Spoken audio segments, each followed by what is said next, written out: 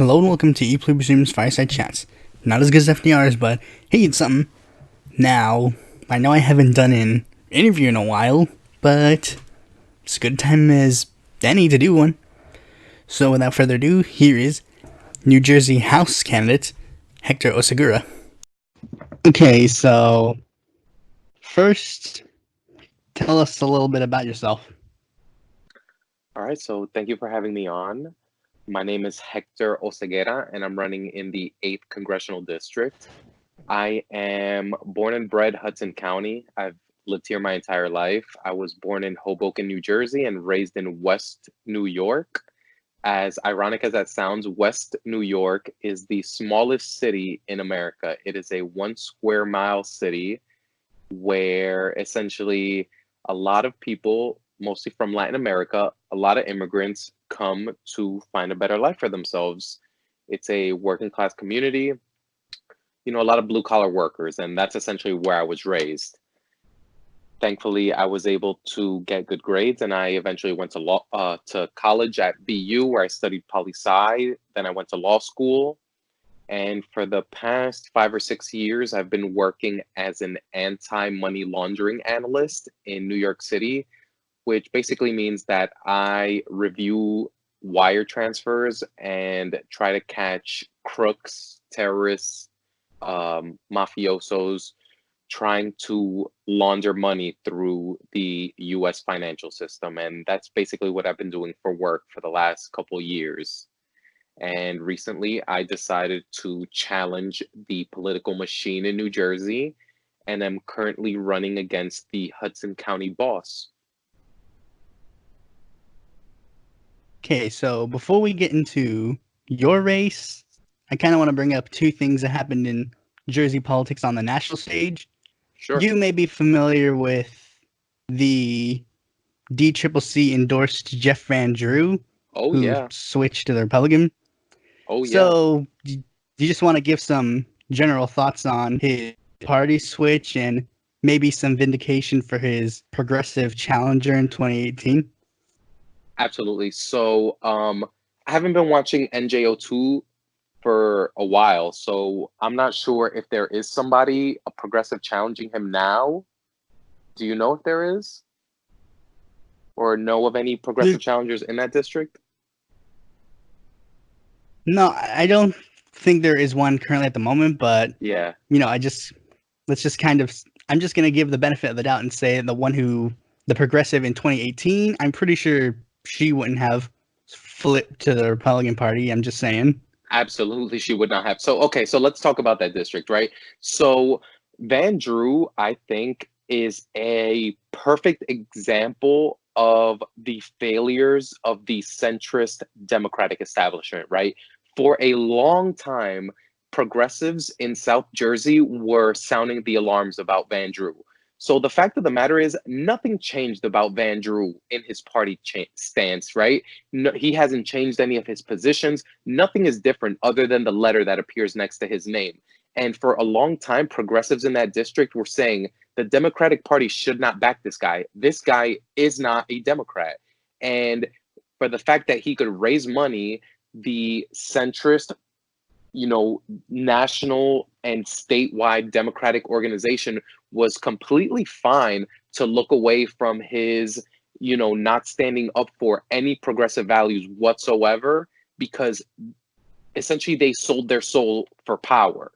And so that entire episode should essentially, anybody who backed Van Drew should be excommunicated from the Democratic Party, because they clearly don't know what they're doing.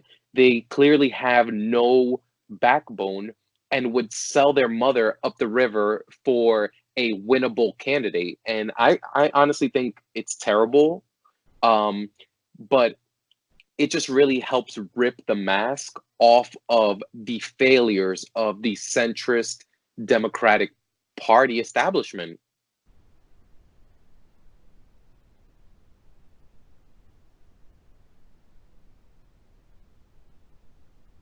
Okay, so the second major thing that happened in Jersey politics is Your Senator Cory Booker has just dropped out of the presidential race. Yep, he has dropped out, and honestly, not very surprising. I personally wasn't supporting Cory Booker, uh, mostly because he really takes a lot of money from the pharmaceutical industry, and I just really that's one of the if you're I back Medicare for all, right? That's one of the top line issues for me because in America we really don't have a healthcare system. What we have is a sickness management system where for a profit motive, pharmaceutical companies and the big hospitals just want to pump you full of services, pump you full of drugs, and they honestly don't care if you ever get better at all. And so, if you are going to take a stand against that system, it doesn't make a lot of sense for me personally for somebody to take money from that industry. And so, it's clear to see why Cory Booker doesn't support Medicare for all. It's clear to see why he wouldn't back a Bernie Sanders bill to allow us to import cheaper pharmaceutical drugs from Canada. It's because he's on the take from the industry. So I personally didn't support Cory Booker, and I will be slating under and working with his progressive challenger, Larry Ham, who will be challenging Cory Booker's Senate seat in this 2020 election. Okay, so now to pay attention to your race, you are running against Democrat Albio Ceres, who, for those who are unfamiliar with him, voted for 3 of Trump's military budgets, voted for the reauthorization of the Patriot Act, voted for the USMCA, and who flat out lied on being a part of the Medicare for All caucus. As if I have to ask, why did you feel the need to AOC this otherwise quote unquote great man? Well, I'm glad you asked, right? And what I'll give you a little bit of background is that Albio Ceres was my hometown mayor when I was a kid. He is seen as the boss, the Hudson County boss for the Democrats in this district. And unfortunately, he behaves like a generic centrist Democrat. There is a tremendous group of climate activists who since August of last year were trying to get in front of him to talk about a Green New Deal, to talk about what he would do for environmental issues. They were being completely blown off for months, literally since August, right? They were able to get a meeting with someone on his staff about a week ago and were essentially told that he will not sign on to a Green New Deal or any sort of strong environmental protections until Nancy Pelosi essentially gives him the okay. So, this guy is not representing the people that live in the district.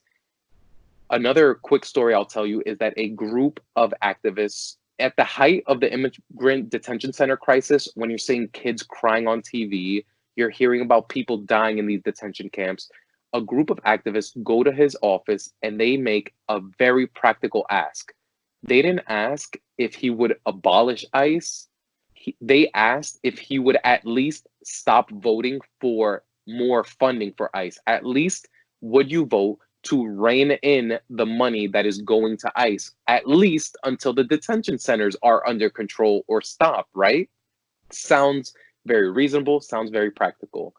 In a district like mine with so many Hispanic people and so many immigrants living here, he said, absolutely not. I will never vote to cut a penny from ICE. He said, ICE does great work. That's what he says to activists asking him if he would stop essentially a human rights crisis going on in our country. And last but not least, I'm not sure if the name Elliot Abrams rings a bell to you, but for your viewers who may not be familiar, Elliot Abrams worked in the Reagan administration and was funding the training of death squads, the Contras in Latin America, people who were responsible for the murder of innocent women and children. He called that a great success. And on Valentine's Day of last year, my opponent, Albios, took a picture buddying up with Elliot Abrams, a man who was convicted of lying to Congress over the Iran-Contra scandal.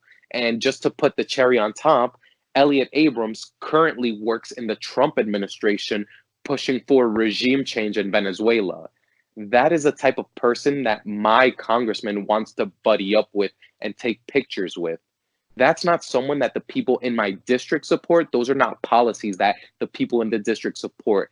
In fact, many of the people who live in the district probably fled those, right-wing death squads to come to America. And so, yeah, I mean, given all of these things, my another thing about my opponent is that he has never held a town hall. He will never hold a town hall. That's his stated stance. And given all these things, it just sort of really brought home the fact that he deserves a primary challenger.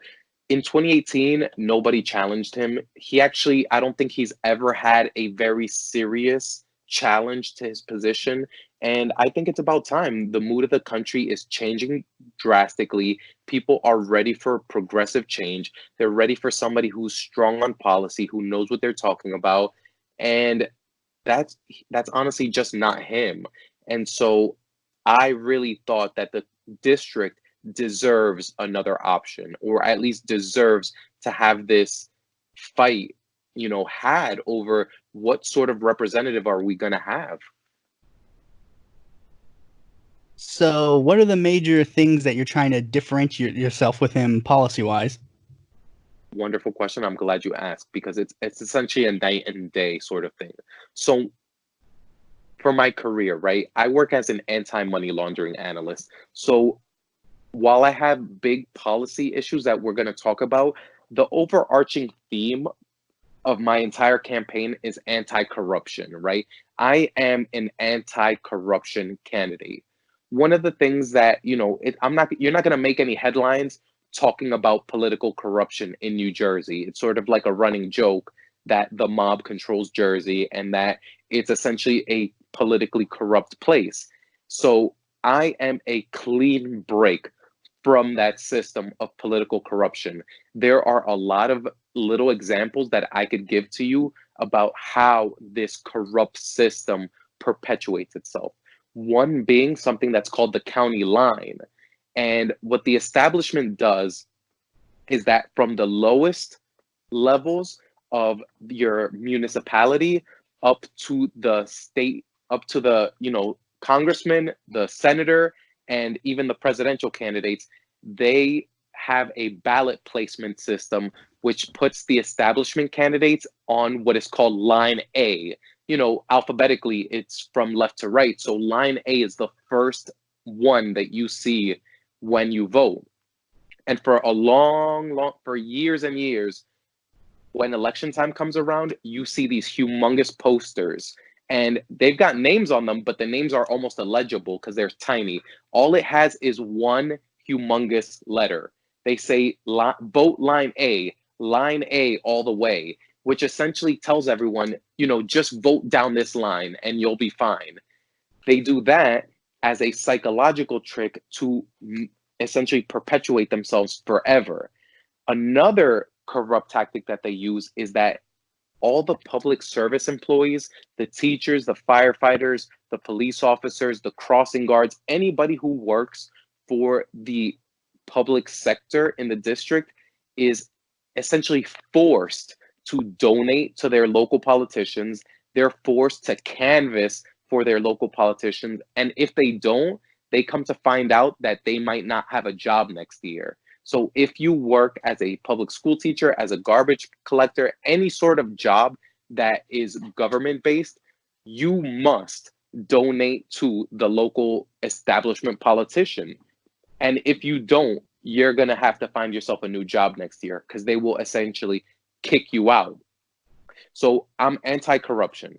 I absolutely am going to fight for Medicare for all off the bat. My opponent won't even say the words Medicare for all. He will not sign on to Pramila Jayapal's bill, which is something that I support.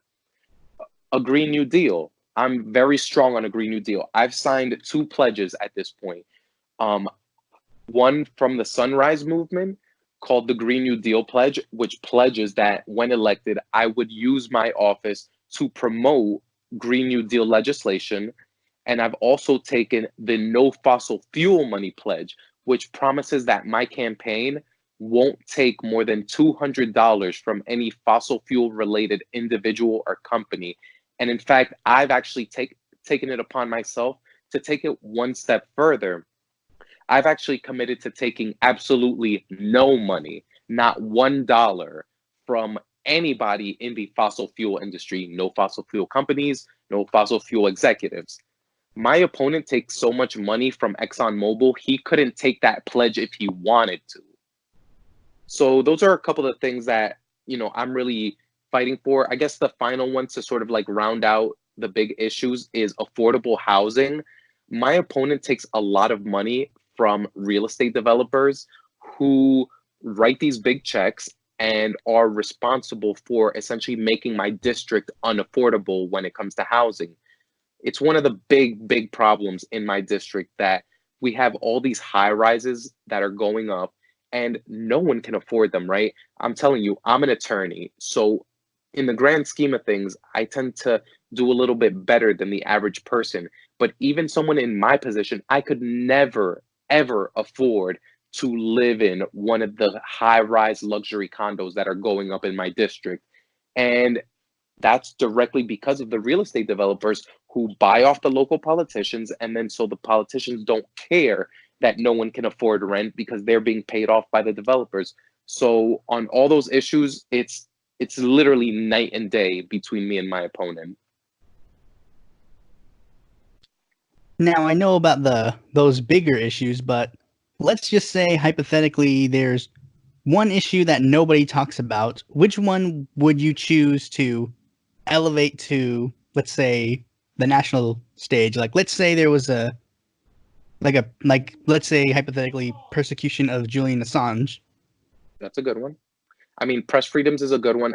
Honestly, the big one that I would push is money in politics. That I sort of would like to make that my pet issue because I work in anti money laundering and I'm essentially running an anti corruption campaign.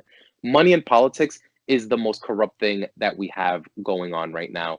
The reason we suffer from all of these issues, and you can even talk about press freedoms as well, the reason we suffer from these problems is essentially because there are people in the background with a ton of money who are buying off politicians. That's our real fight. And if I could bring something into the national consciousness, it would be strong anti corruption, anti money in politics laws. Now, if the past is any indication, your campaign is obviously going to have a huge disadvantage in regards to money, media appearances, etc., etc. So, what approach are you trying to take in order to counteract that? I'm glad you asked, right? Absolutely. My opponent is a big fundraiser. He's got a war chest. So he is absolutely going to outspend me. My strategy is to be out in the streets, to talk to the people, to meet with people, to go on amazing shows like yours where people are willing to let me get my message out and willing to let me speak to more people who might be interested in progressive politics. In the month of January, we have over 100 individual donors, people who are donating. You might have heard this one before, but are donate. I swear it's true. Are donating an average of $27 a donation, right? So yeah, I'm not gonna get those 2,800, those $5,600 checks from big industry. But what I have that my opponent doesn't have is support from the people, grassroots support, energy. I don't have to extort anybody to donate to me. People donate to this campaign because they believe in what I'm doing. People show up to my events, they come to Canvas, they phone bank and text bank for this campaign because they believe in what we're doing and because they're sick of the system. Something that I think people don't give too much credit for is the fact that people really are sick of the traditional establishment Democrats, and they want change. The average everyday person wants change. They just don't see it as feasible. But given the option to vote for somebody else, I honestly believe that most people would take that option. Here in New Jersey, the machine, which is what we call the political establishment, it survives by forcing a small subset of people to come out regularly. If we can expand the electorate, if I can get my message out, if I can tell people, listen, this time around, you will have another option. I honestly believe that this is a winnable race and that the people will turn out in tremendous numbers to get that political machine out of power. So what I'm hearing is you're not going to be doing any wine caves. I don't think I could find a wine cave if I wanted to, but absolutely not. You will never catch me in a wine cave. I can guarantee you that one. Are you also attempting to pull in support from progressive groups like DSA or the recently founded Rose Caucus or the like? Oh man, that's such a good question. So I'm seeking DSA's endorsement, and you know, I'll be honest with you, I don't see left and right as relevant political distinctions today in America. I think that that's sort of like a hangover from the Cold War era. I really think that the true distinction in America today is whether you support the grassroots or whether you support the elites. That's what I think really matters in America. As for the Rose Caucus, they actually were not interested in having me on board. Unfortunately, I did really want to be a part of the Rose Caucus, and I support all of them. But I guess due to a couple of internal issues, they were not interested in having me on board. Though, I definitely support all of them, and I hope they all win their races. Unfortunately, they did not think I was. I don't know. I guess I don't want to really characterize it, but they definitely did not want me on board. Now, you're not the only New Jersey progressive primary challenger. There's primary challenges in other districts like Russ Cicerone and I forget her name, but her Zena. Yep, Zena Spazakis. They're all great friends of mine. Why do you think that there's this movement now with all these progressive primary challengers and not, say, 3 years ago? 3 letters, AOC. Honestly, I volunteered for AOC. I really thought that she was special in a lot of ways, and I would tell people this, and I truly believe it to this day, is that she changed the world. She literally changed the political landscape of this country single-handedly. The reason that you see all this progressive energy coming out is because people see that we actually can be very entrenched political powers. She showed us that the power of the people can overcome money and entrenched interests and political machines. And I honestly think that people have been sick of the establishment for a long time, but AOC was the first one through the door who is now holding the door open for the rest of us to, bring people into a new political awakening where we can fight for the things that we truly want. We don't have to accept these centrist, halfway Democrats. And because for so long, the Democratic Party tried to say, well, we have to really appeal to moderate Republicans and try to cobble together a majority. And what they failed to realize is that the progressives are really the center. The center being what most people want. The center is supposed to represent the consensus opinion of what most people would like. If you ask most people, they want Medicare for all. They want a Green New Deal. They want strong labor rights. They want a living wage. So while the Democrats were chasing the Republicans off to the right, all of us in the progressive movement have, sort of double down on the fact that we hold the consensus position. We are the true center, and people are not afraid of fighting for it anymore. Now, if you don't win this race, do you see yourself in any sort of future political whatevers? Well, I'll say this. I absolutely anticipate winning this race. But if we don't, we absolutely have a plan for what happens the day after. And yeah, we have a plan to keep this going. I don't really see myself running for another office, right? This isn't something that I really want. I wish I didn't have to do this. Every time I go out, people are like, "Oh, thank you for running. It's so great that you're running and doing this." I don't think I'm doing anything special. I'm doing this out of necessity. I'm doing this because this is what we have to do to get the government that we want. So for me personally, I probably won't run again. This isn't, I don't see my life as this like political ambition to be in office. I just want a world where the everyday person can have a decent standard of living. So I'm going to keep pushing these issues. What I really see my campaign as doing is bringing together a loose coalition of a lot of different activist groups. That's what I'm really doing. What I came to find out is that there are tremendous groups of activists all working sort of on parallel issues, but are disconnected from one another.